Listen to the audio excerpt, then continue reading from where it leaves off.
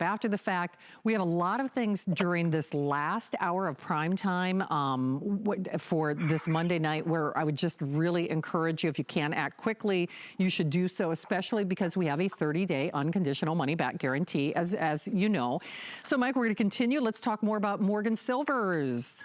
Well, this is just the 1921. Now, here's the key to this coin. It's not just that it's just the 1921, the last year of issue, but it's incredibly high grade.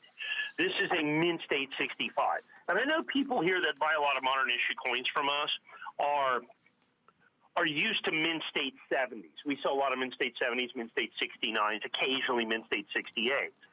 And they're not necessarily used to vintage coins because, I mean, the vintage coins are disappearing. I mean, collectors buy them and they put them away and they only come out a few at a time. In the Morgan silver dollar, mint state 65 is considered an extraordinarily high grade. Extraordinarily high grade. If you wanted to buy a mint state 70 Morgan silver dollar, you couldn't because not a single solitary one exists.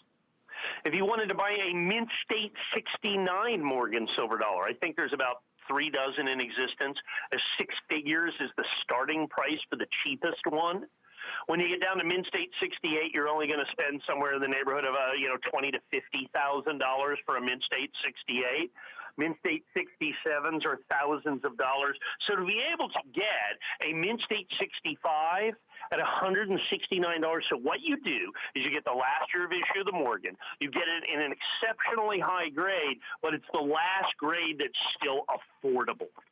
Okay, that's still affordable. By the time you look at mint state 66, you're really starting to look, you're really starting to look at a much bigger number at 66, 67, any of those. Now you're beginning to look at tremendously more money when you're gonna do with that, Well, and it's exceedingly limited. That's one of the reasons that you see that quantity left counter that was just on your screen, and then that limited time allocation as well.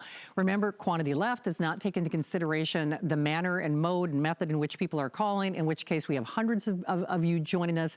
Still that 30-day return policy with no back order, with no wait list.